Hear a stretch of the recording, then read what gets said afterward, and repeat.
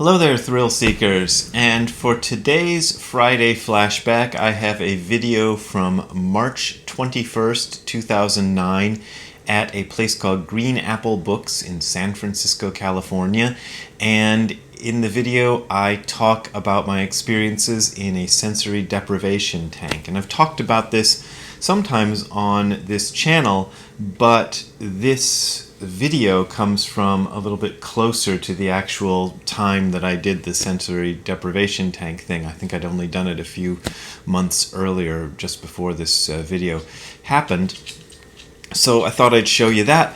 And I wanted to mention something that has nothing to do with this video at all, that I just haven't talked about, which is back in June of 2020.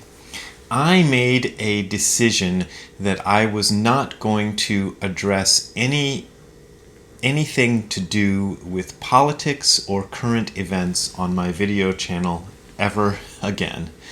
And this came about because I'd been watching some videos by, like music videos by people like Tim Pierce, Rick Beato. I love this channel that this guy named Rick 9G does about nostalgic television shows, and Anton Petrov does that. I think his name's Anton Petrov, does the science videos, and John Michael Gaudier does another science video. And I thought, if I ever saw these people do whatever their take on the current events or the current political climate or whatever, I would just be annoyed. And I thought, nobody watches me to get politics and current events.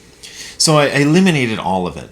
And I have managed to do an average of 5 videos a week lately, and I was doing 3 videos a week before that. So I've done a lot of videos since then and have never referenced any politics or any current events. So I'm kind of proud of the fact that I've been able to do that, which is in big contrast to a lot of what's going on in the world of Zen these days, where it seems like every political bandwagon in the world they're going to jump on and try to connect that with Zen or whatever. And not everybody's doing this, but a lot of people are doing it, and I just thought that was not a very good trend, and I managed to avoid it. And one of the ways I make fun of people in Zen people who get on to political bandwagons is I go, oh, so you've exhausted everything about Dogen and Bodhidharma and the history of Zen and the sutras and the whole bit, the Diamond Sutra, the Vimalakirti Sutra. You've gone through all those things, and now you've run out of topics and you have to do politics. So I thought, if I make fun of people like that, I'm going to put my money where my mouth is. I don't know if that's the right phrase for this, and see if I can just talk about Buddhism, purely about Buddhism.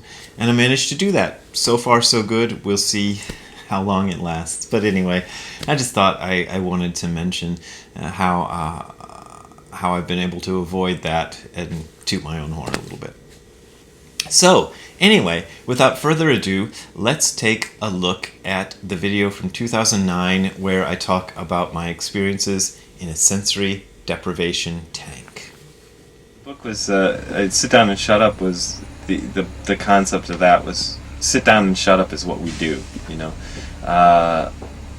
Like I said, it's not really meditation in the sense that usually people think of meditation as trying to get your mind into some special place. It's actually just sitting down and shutting up and letting whatever comes up come up, which is actually an amazing amount of stuff. We are constantly pouring stuff into our heads and into our bodies as well, because in Buddhist theory, I guess, Buddhist philosophy, mind and body are one and the same, so we don't make this separation of like there's a soul living in your body. The mind and body are the same, are manifestations of one thing. And so we're pouring all this stuff into it constantly. Like my dad, I go to his place and he's got like a TV or radio on in every room so that he is never away from stimulation. I've finally kind of talked him into not doing this all the time. But since my mom died, he's got this girlfriend, and she does it now, so it's back to square one.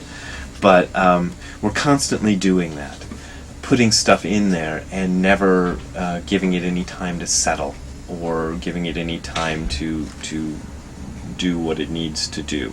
So this practice of sitting very quietly, just staring at a wall, is amazingly deep, and how much you can get out of that, I still haven't found the end to it. I always thought that when I do Zazen that was meditation. Well, yeah. I mean, it's the word meditation. I'm reluctant to use the word meditation because it's been kind of abused, and it tends to, in my experience of reading about it and hearing what people say, how they use the word meditation, it tends to refer to a practice you're doing to get something going in your mind. And since you've done Zazen, you know it's not like that. It's as much about what you're doing with your body as what it is about as it is about what you're doing with your mind. It's actually a physical process. One of the things I talk about in the book, just to keep bringing you back to that. Since she's here. Yes, and she's here. She's my publicist. I have to be. Anyway, so one of the things I talk about when I was up in Buddhist publicist. What happens later? when I was in Canada, I was in Montreal, and this guy who's I know up there is a researcher interested in meditation and psychology. And he has some friends who run a place up there which rents out time in sensory deprivation tanks. You guys know about this? Have you ever seen the movie Altered States? That's what it's about. But it's this tank. It's like a giant bathtub full of water that's kept at exactly body temperature. Has some kind of a saline solution in it, so your body floats. It's dark. It's encased in this opaque sort of fiberglass shell that's completely dark, and the idea is your senses, sensory deprivation tank is what it's called, so it's supposed to deprive your senses of all input. It doesn't quite do that. I could still hear a lot of stuff because the people's footsteps and stuff carry through the building, so it's impossible to get rid of that. But I couldn't see anything, I couldn't really feel anything, couldn't hear much. And you get this sort of sensation, if you kind of relax into it, you don't really feel anything in or much of anything in your body, because you're in water that's body temperature. So it kind of... So the idea of this thing is to try to produce a state of mind free from body. And the guy who put me in this tank wanted me to do my Zen practice in this sensory deprivation tank. And what I found was I couldn't do that because there was no body sensation anymore. And what ended up happening was basically I fell asleep. I kind of spaced out for a while and just nodded off because there wasn't anything happening, right? And I could see it could be a very pleasant experience, and if you're a very harried person and need to get away from stuff for a while, it could be useful. But it wasn't quite the same thing as what I'd spent 25 years or so looking into, which was this sort of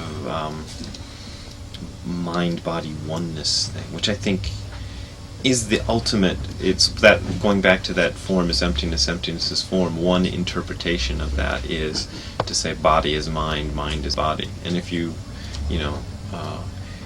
the materialistic attitude is kind of comfortable. The one we've mostly grown up with is comfortable with the idea of mind is body. Like the mind is only just it's just part of the body, and it's just physical processes and things. And in Zen, we're okay, that's one way of looking at it. On the other hand, you have spiritual practices and religions which want to say body is mind, which went to say that the body is a secondary thing, and the mind or the soul or the spirit is what's actually fundamental and what's truly important. But Buddha himself rejected both of those and said, body is not more important than mind, and mind is not more important than body. They should be equal. They should be even. And my teacher, Gudo Nishijima, who was my second teacher, he, and still is, he always says that the state is that enlightenment is the state of plus minus zero, where body and mind are absolutely equal. Which I thought was a very interesting thing, because if you look at your life, you never have.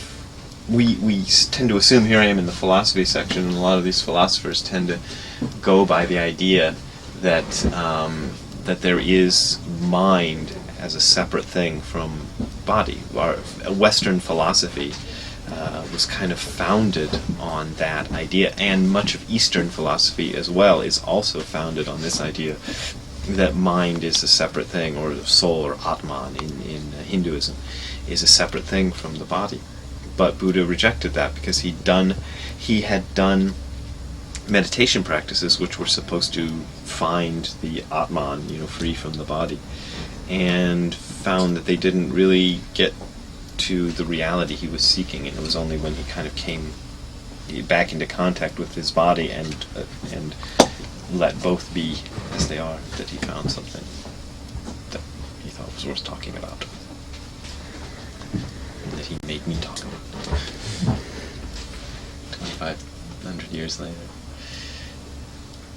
we have being and nothingness over here. Such. It's like staring at me. Yeah. My teacher actually likes that book. I've never read it, but he's kind of a fan of that book. He has it in the German version.